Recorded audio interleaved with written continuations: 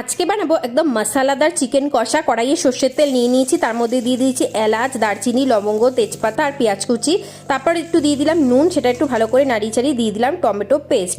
তো tomato paste দেওয়ার পর একটু নাড়িয়ে চাড়িয়ে তার মধ্যে দিয়ে দিলাম মশলা, আদা, রসুন, জিরে, শুকনো লঙ্কা পেস্ট করা ছিল সেটা অ্যাড করে দিলাম। তারপরে মশলাটা একটু কুক হয়ে এলে তার মধ্যে আমি দিয়ে দিলাম চিকেনগুলো। চিকেন আগে ম্যারিনেট করে রাখিনি, সময় ছিল না, তোমরা চাইলে রাখতে পারো।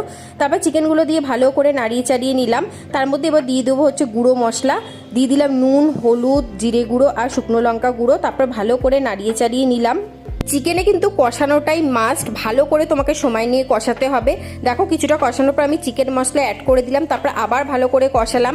তারপর দিয়ে দিলাম গরম জল দিয়ে দেওয়ার পর আবার নাড়িয়ে চাড়িয়ে এটাকে ঢেকে ঢেকে সেদ্ধ করতে হবে। তো আমাদের চিকেন পুরোপুরি কুক হয়ে গেছে। এবার এই জলটাকে পুরো টানিয়ে কষিয়ে পুরো এটাকে চিকেন কষা বানাতে হবে, কারণ আমি তো বানাচ্ছি চিকেন কষাই। তো দেখো রেডি আমাদের গরমাগরম চিকেন কষা। দেখা হচ্ছে নেক্সট ভিডিও।